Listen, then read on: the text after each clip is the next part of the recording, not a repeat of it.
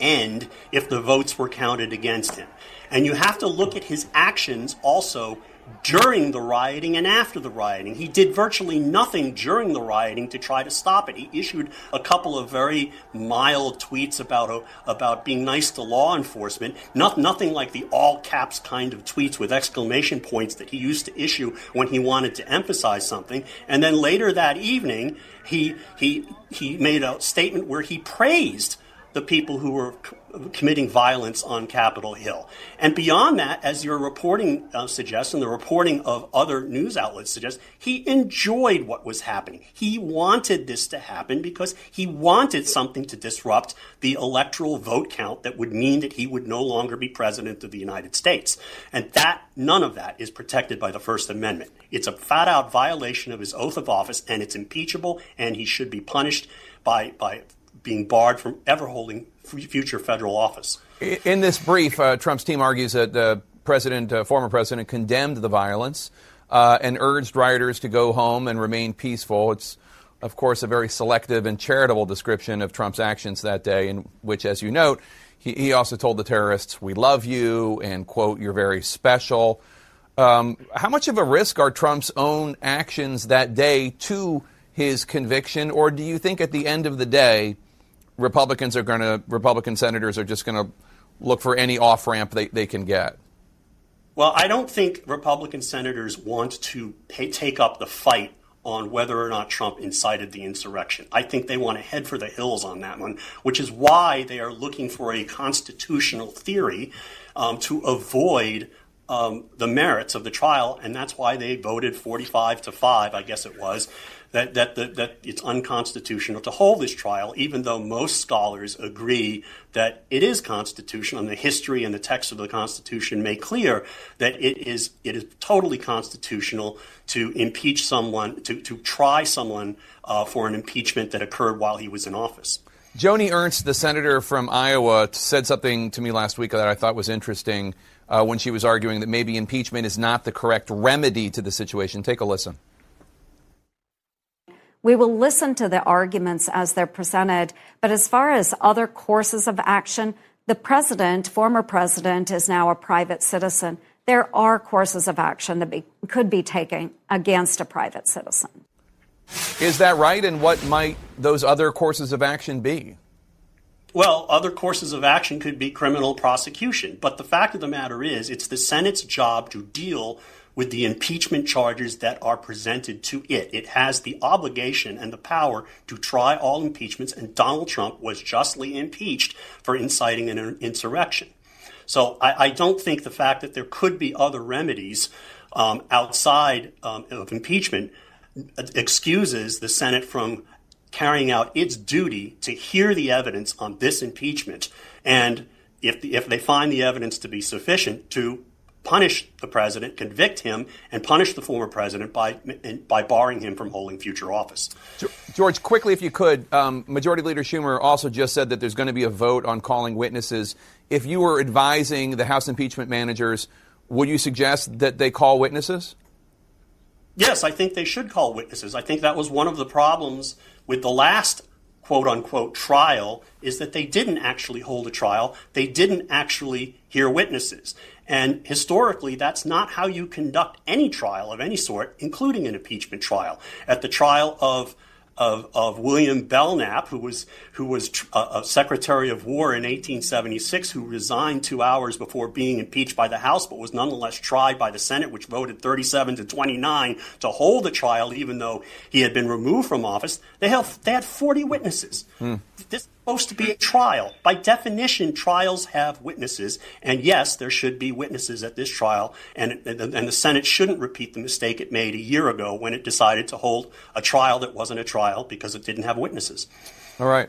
George Conway, thank you so much. Appreciate your thoughts and expertise as always. Thanks for having me. We could just be weeks away from the new COVID variant surging all over the United States. Do we all need to do more than just keep our distance and mask up? Then, during the Senate impeachment trial, President Biden may be taking a page out of Donald Trump's reality TV playbook. How so? Stay with us.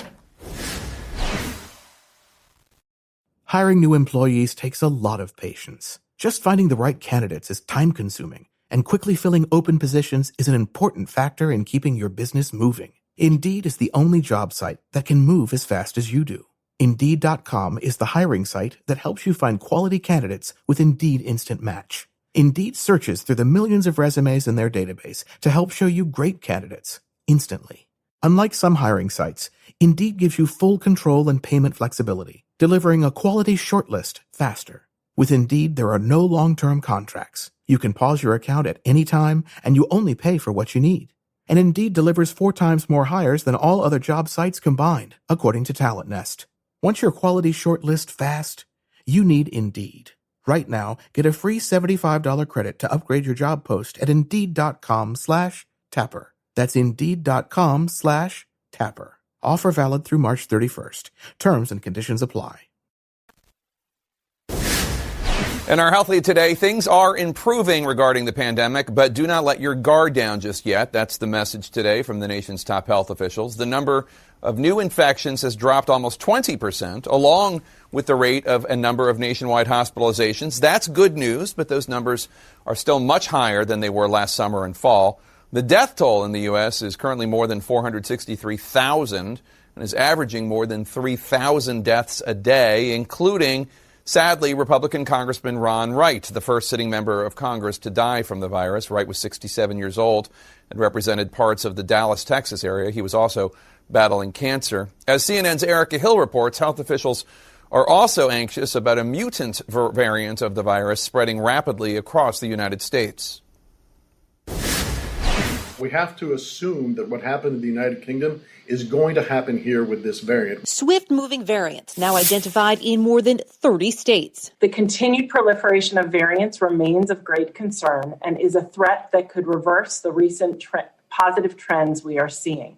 The CDC says it's stepping up sequencing efforts. What we need to do as quickly as possible is obviously vaccinate the American people. The pace is improving. Saturday was a remarkable day. We had 1.8 million vaccines administered in the United States.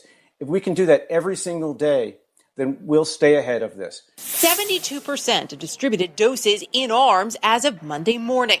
More than 9.5 million people now fully vaccinated. New York City Field set to open Wednesday as another mass vaccination site with a focus on taxi drivers and food service and delivery workers. These are folks who we all depend on. New cases and hospitalizations dropping. This is promising, but hospitalizations also remain incredibly high, much higher than the summer and fall. Average daily reported deaths stuck above 3,000 and rising in 9 states. What we're really seeing is still the aftermath of the winter holidays, of Christmas and New Year's. So it's, 6 to 8 weeks later, people are dying from the disease. In Tampa, Super Bowl fans partying like it's 2019, prompting concern about what's to come. More states easing restrictions. No more mask mandate in Iowa, despite top experts urging otherwise. We really need to keep all of the mitigation measures at play here if we're really going to get control of this pandemic. The CDC promising new school guidelines this week. Columbus, Ohio, welcoming 4th and 5th graders back today. They felt safe being in our buildings. That felt good as a leader. And after a weeks-long standoff, a tentative agreement to get teachers and kids back to school in Chicago.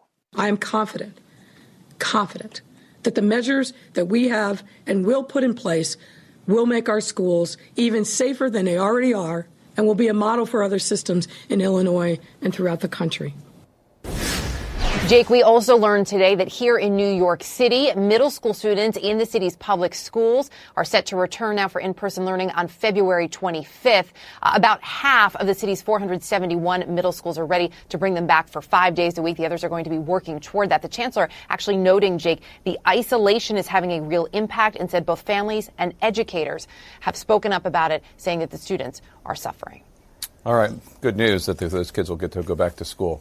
Thanks so much, Erica. The Dean of Brown University School of Public Health, Dr. Ashish Jha, joins me now to discuss this and much more. Dr. Jha, a new study finds the UK variant is 35 to 45% more transmissible than earlier strains that appeared in the U.S. What's the worst-case scenario with these variants, whether the UK or South African or any others?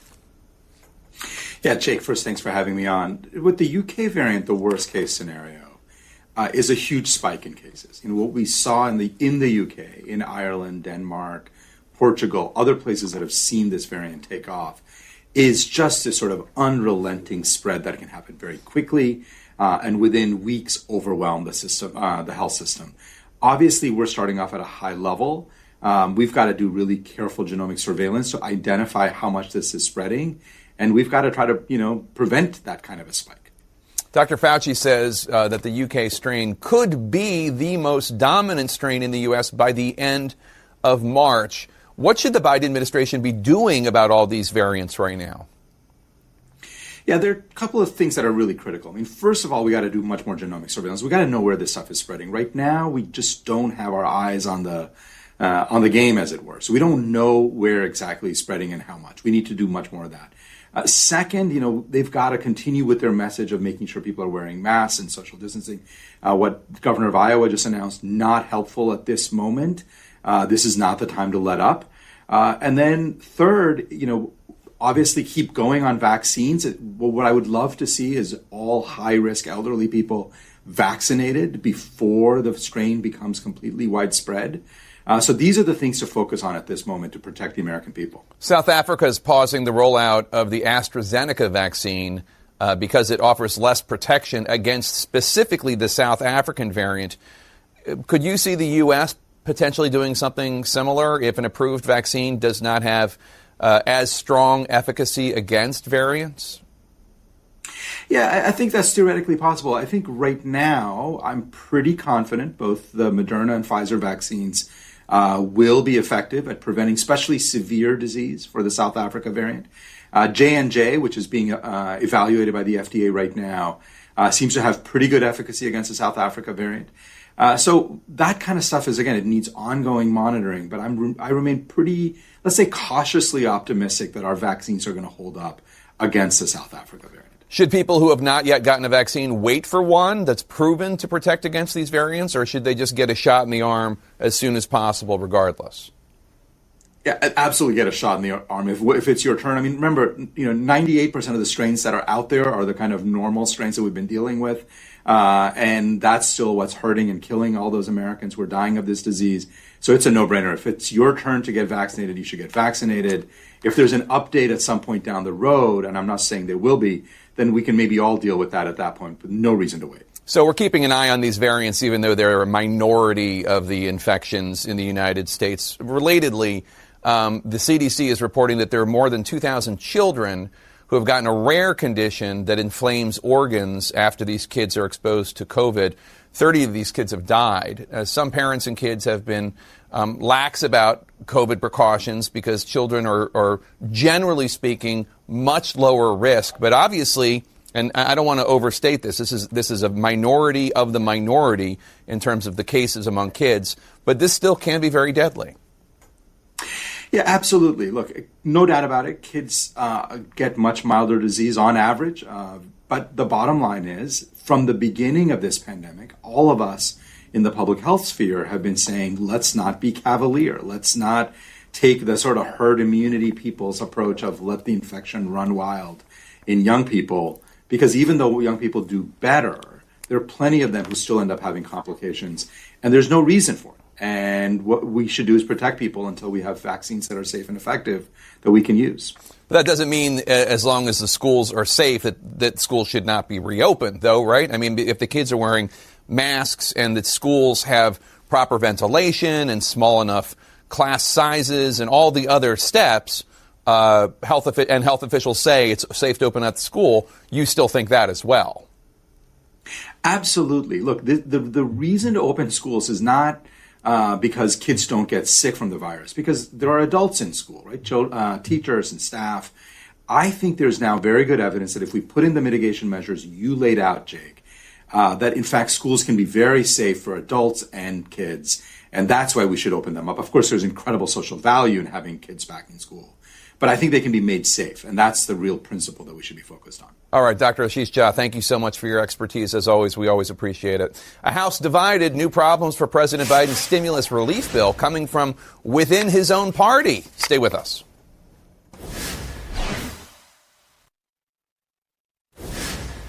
In our politics lead, the